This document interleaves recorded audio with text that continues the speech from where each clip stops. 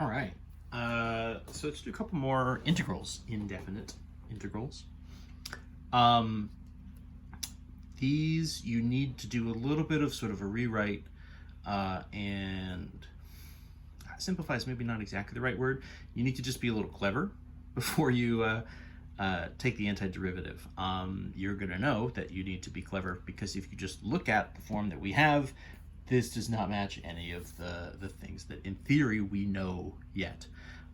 So we got to do something because we can't do anything with what we've got. So this is sort of a rational expression, right? You could take a derivative of this. You could do a quotient rule, but we haven't dealt at all with sort of generic quotients as far as antiderivatives and sort of integrals go. So what can we do? Well, what we can do here, and the key to this is that you only have one term in the denominator. What you're going to do is break this up rather than sort of one big fraction. Rewrite it, break it up into 3 individual fractions. So let's call this, right, rather than 3x cubed minus 4x plus 5 all over x, we'll do 3x cubed over x. We'll do minus 4x over x, and then we'll do plus 5 over x dx. You might say that is just three versions of the problem that I had before where there's still fractions, so that doesn't help. Except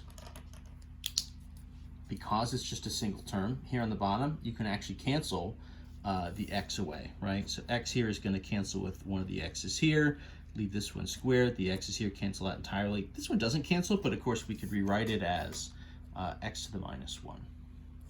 So this is really, right, 3x squared minus just 4, and then I'll call this plus 5, x to the minus 1.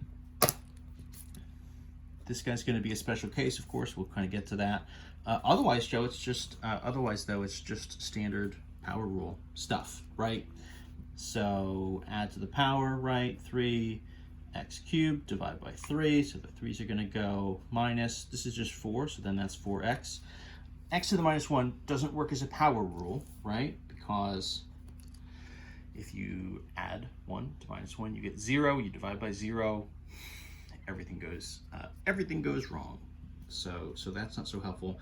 This is, however, probably thought we forgot, but it's in here somewhere, right? 1 over x. The antiderivative is the natural log of the absolute value of x, right? We need an absolute value in there because, of course, we can't have any negatives going into a logarithm. So then this is going to be plus 5 times natural log of the absolute value of x plus big C. What could we do? 3 cancels 3. This is pretty basic, right? This is just x cubed minus 4x plus 5 times natural log absolute x plus big C, and that's a final.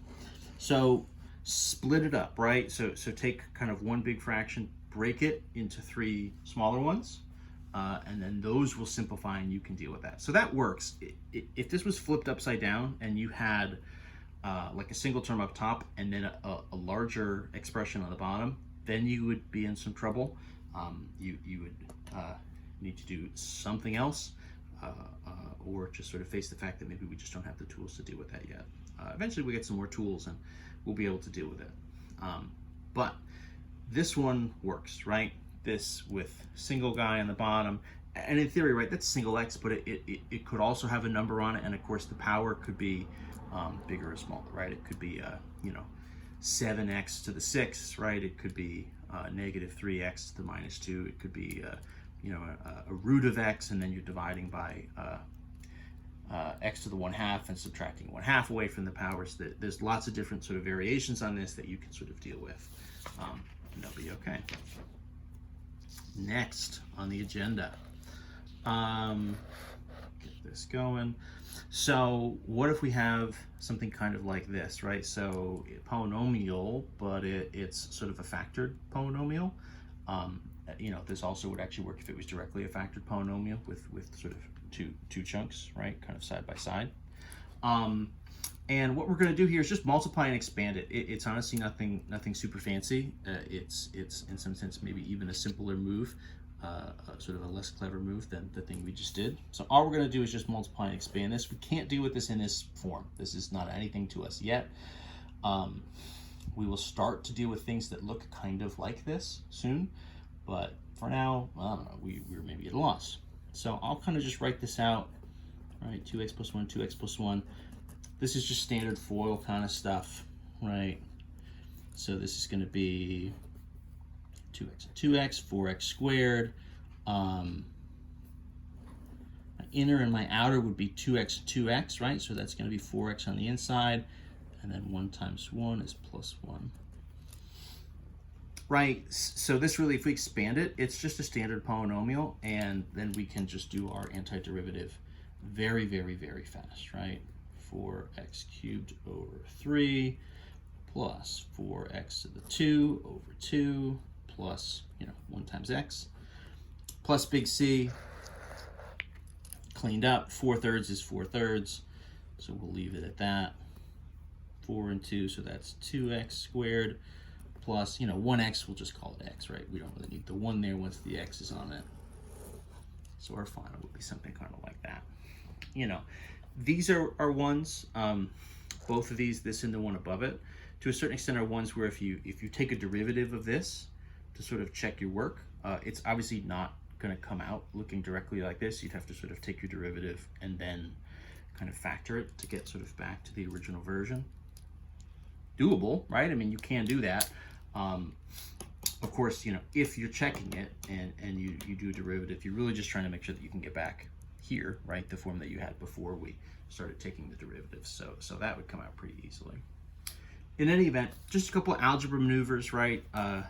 The book / the world, of course, will always try to throw a few curveballs at you and make sure that you can kind of think on your feet and deal with stuff. And it's good to sort of not necessarily feel like we're only limited to kind of what's on that formula sheet, right? It's not a matter of just like these, how many things are on here, 15 or whatever, kind of specific things are literally all we can do. We're pretty clever, so it's good to realize how you can extend those and use some algebra moves to kind of, get some other things working. Anyway, thanks. Next video is going to be the definite integral, right? The fundamental theorem of calculus and areas under the curves, all that stuff.